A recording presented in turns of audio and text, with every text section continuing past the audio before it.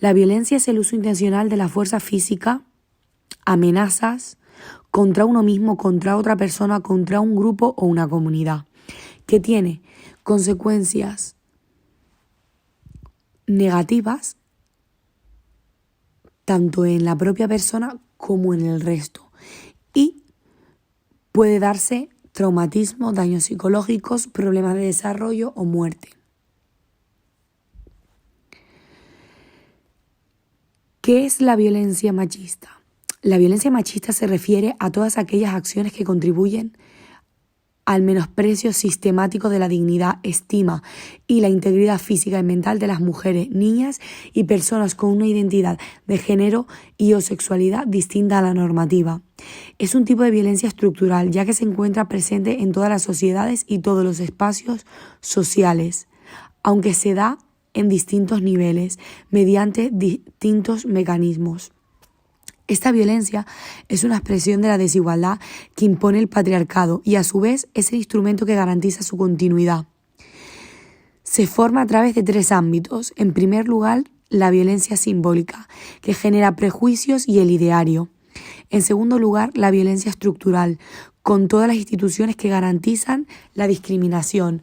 Y en tercer lugar, la violencia material, en todas sus expresiones concretas de la violencia directa. Asimismo, es un medio que ayuda a reforzar, legitimar y reproducir la supremacía de lo masculino frente a lo femenino y sobre todas aquellas identidades de género que no se encuentran circunscritas dentro de estas 2 categorías.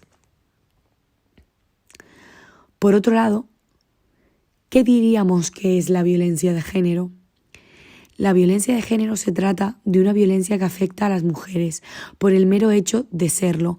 Constituye un atentado contra la integridad, dignidad y libertad de las mujeres, independientemente del ámbito en el que se produzca.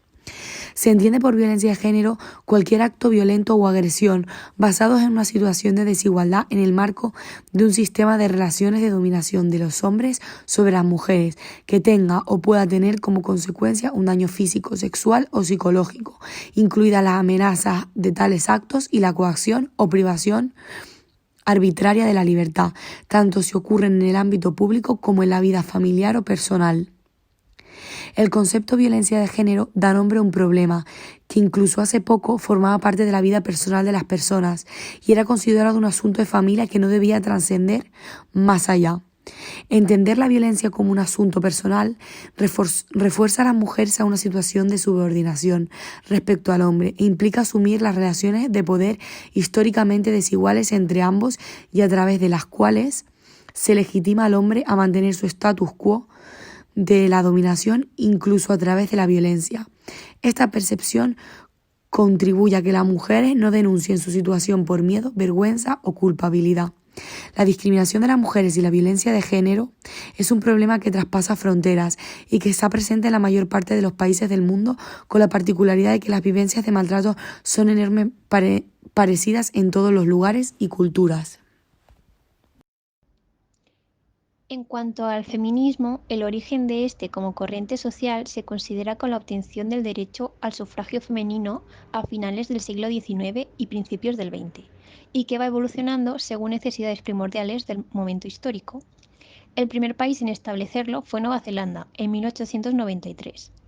En España, el origen del feminismo se sitúa en la época de la Ilustración, cuando Josefa Mari Borbón defiende la equidad de las mujeres ante la Real Sociedad aragonesa de los Amigos del País. La primera ola del feminismo se centró en obtener igualdad de derechos frente al varón en cuestiones de matrimonios, derechos de propiedad e igualdad de capacidad de obra. La segunda ola aparece en 1960 y 1970 y en el debate se centra en la liberación de la mujer, la desigualdad no oficial, la familia, los derechos en los lugares de trabajo, sexualidad y reproducción.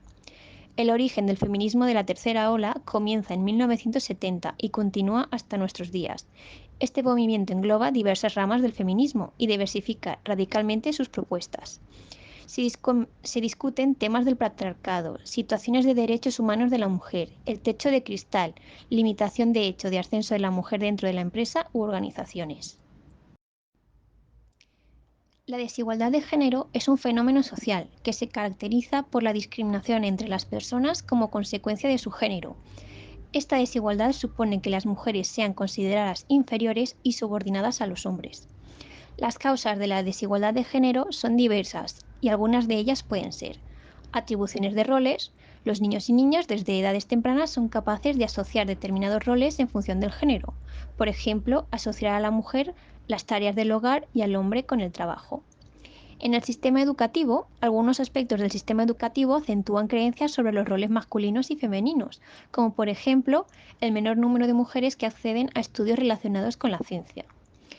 En medios de comunicación, las noticias y la manera de dar la información siguen perpetuando los roles de género que persisten en la ciudadanía y que producen efectos negativos en las mujeres.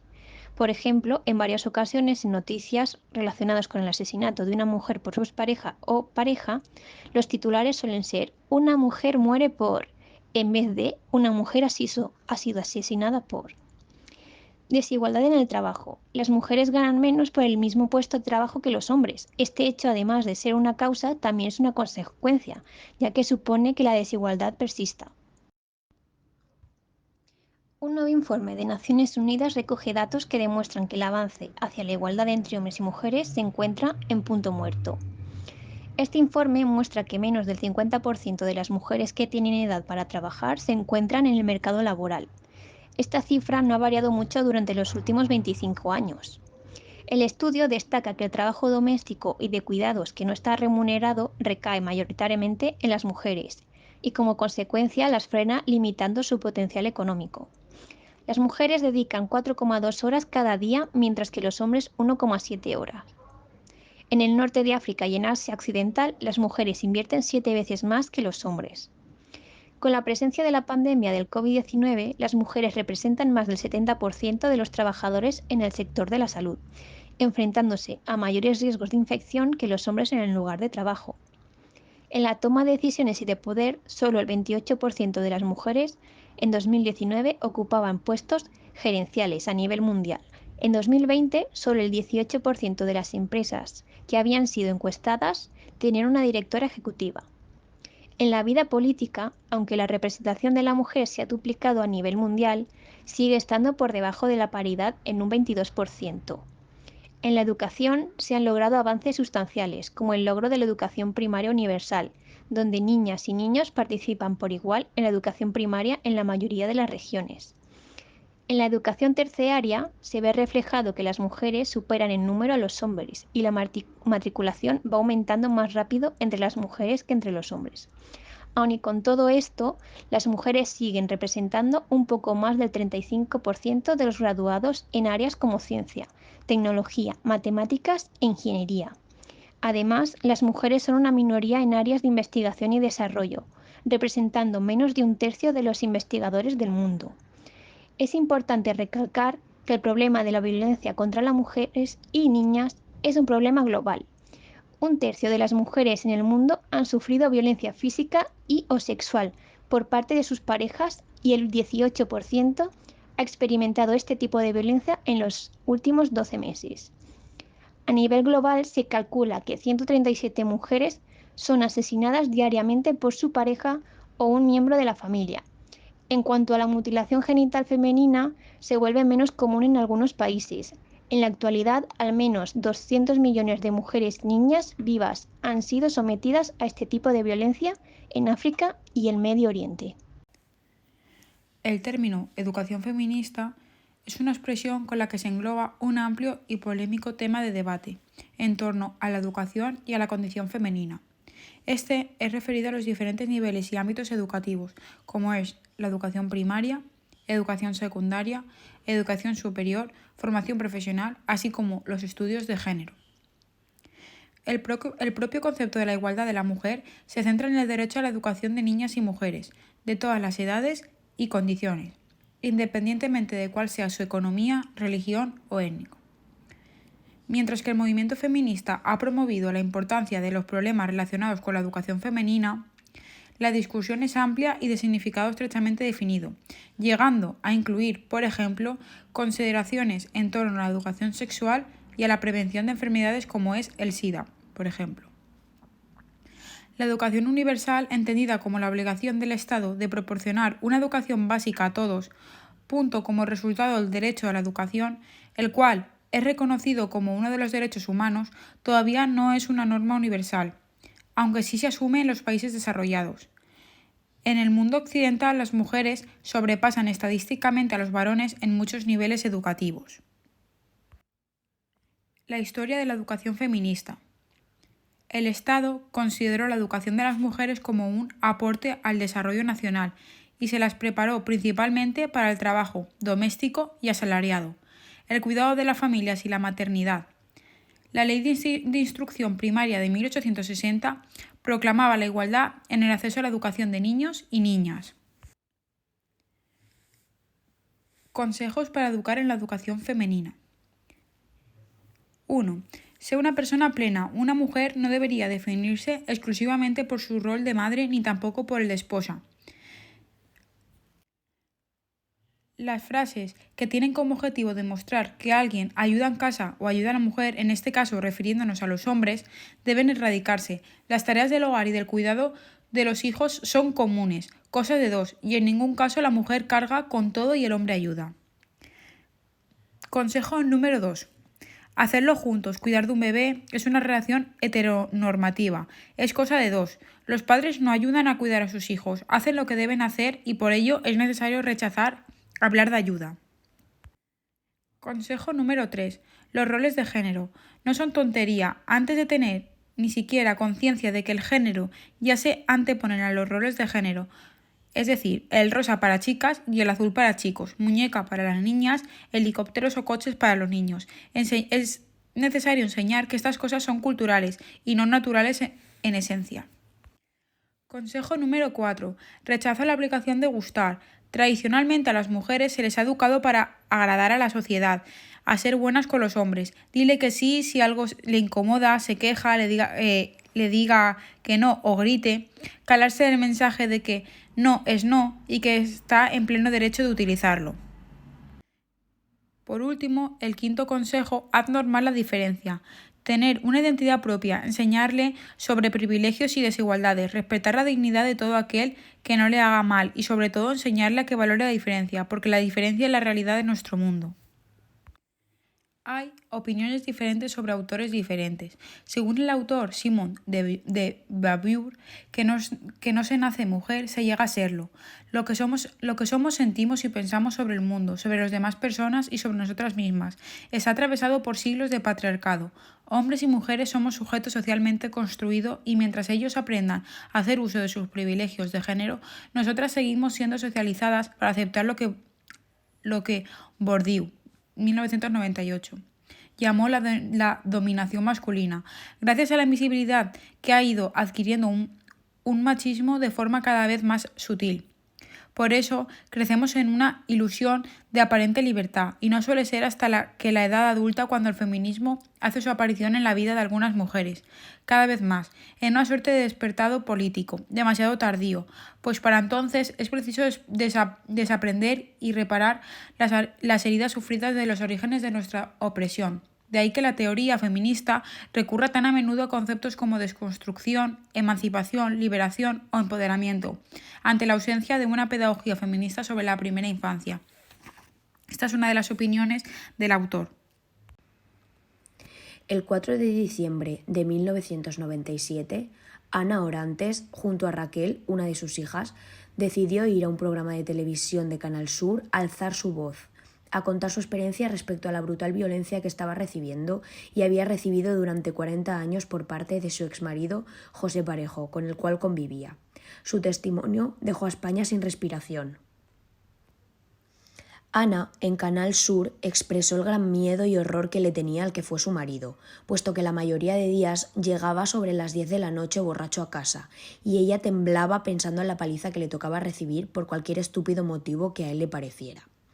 Es entonces, en el programa, cuando Ana verbaliza que José Parejo la cogía del pelo largo que tenía y la estampaba la cara contra la pared. También contó ese día lo que sucedió una noche en plena calle por bailar con un primo suyo.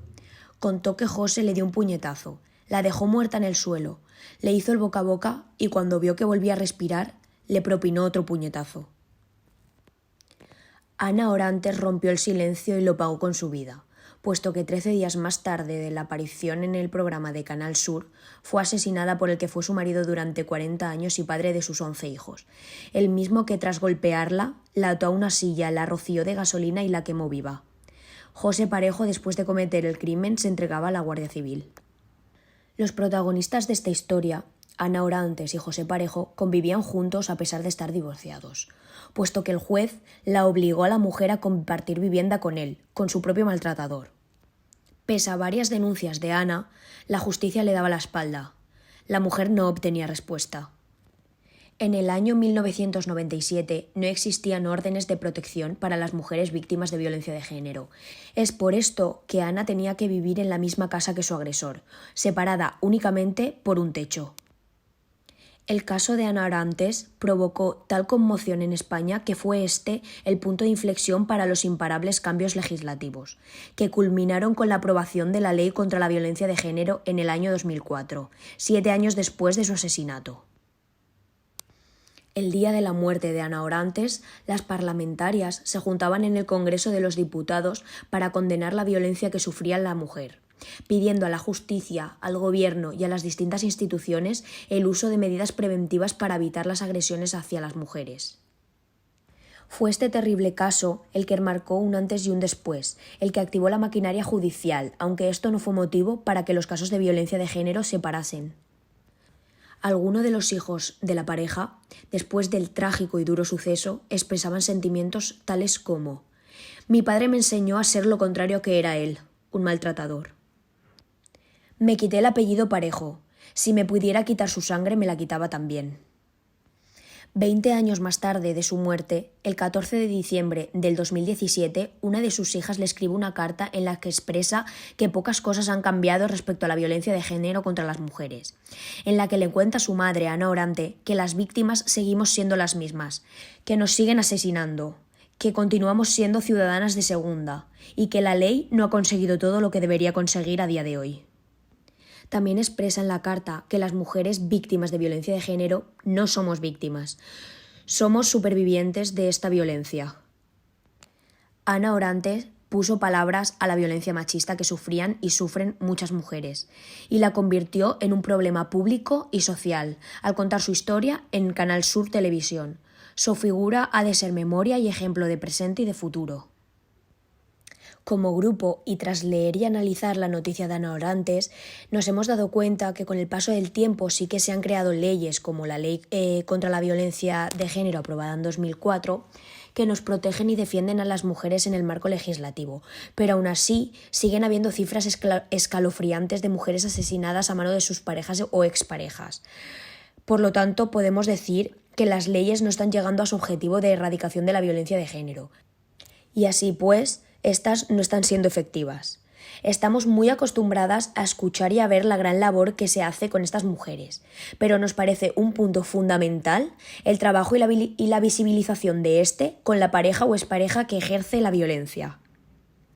Como parte positiva, cabe señalar que se han hecho muchos avances a nivel legislativos y que muchas de estas mujeres víctimas de violencia de género se encuentran protegidas y amparadas. Además, en la actualidad encontramos una gran sororidad y una lucha feminista incansable, con el fin de alcanzar una igualdad real, en la que el simple hecho de ser mujer no nos haga ser un ser vulnerable en la sociedad. En cuanto a la violencia de género en relación a la crisis sanitaria que tiene lugar en este año 2020, podemos observar que en contextos de confinamiento como el que se está viviendo actualmente en España y a nivel mundial, las mujeres que sufren violencia de género, las mujeres víctimas de trata y explotación sexual, así como las mujeres prostituidas, constituyen colectivos especialmente vulnerables. En el caso de las mujeres víctimas de violencia de género, sus riesgos se agravan, ya que se ven forzadas a convivir con su agresor. En este sentido, la ONU ha realizado un llamamiento mundial para actuar frente al repunte de la violencia de género durante la pandemia y en situaciones de aislamiento. Los datos recogidos a nivel estatal durante el periodo de confinamiento por la COVID-19 reflejan el aumento de las peticiones de ayuda por violencia de género. Por este motivo, se realizó el Plan de Contingencia contra la Violencia de Género, el cual, ante la situación de emergencia sanitaria, desarrolla una serie de medidas de carácter estratégico y operativo para ayudar a prevenir, controlar y minimizar las posibles consecuencias negativas en las vidas de muchas víctimas de violencia de género a raíz de las medidas de confinamiento. Entre estas medidas encontramos el correcto funcionamiento de los dispositivos de información 24 horas, es decir, el teléfono 016 y el correo electrónico, asistencia psicológica, jurídica y social de forma telemática, la respuesta de emergencia y acogida a las víctimas en situación de riesgo y, por último, centros de emergencia, acogida, pisos tutelados y alojamientos seguros para víctimas de explotación sexual y trata. Además, y para finalizar, observamos que se han puesto en marcha iniciativas como la campaña Estamos contigo, la violencia de género la paramos unidas, en la que encontramos materiales de difusión online. Además, se puso en marcha en todas las farmacias un movimiento contra la violencia de género, por el cual si una mujer pedía la mascarilla 19 era una señal de auxilio y automáticamente debían llamar al 016 para socorrerla. Otra de las iniciativas es la guía de actuación para mujeres que estén sufriendo violencia de género en situación de permanencia domiciliaria por COVID-19. En esta se recoge la información de las acciones de prevención y respuesta que aporta el Ministerio de Igualdad. Y por último, se han creado aplicaciones, entre las que se encuentra Alert Cops, que posee un botón de emergencia que, en caso de ser pulsado, facilitará la identificación, la ubicación de la víctima y además grabará 10 segundos de los hechos que estén ocurriendo en ese momento, para obtener una respuesta inmediata de las fuerzas de seguridad del Estado. Además, esta aplicación, como se puede ver en la imagen, puede ser utilizada por diferentes colectivos.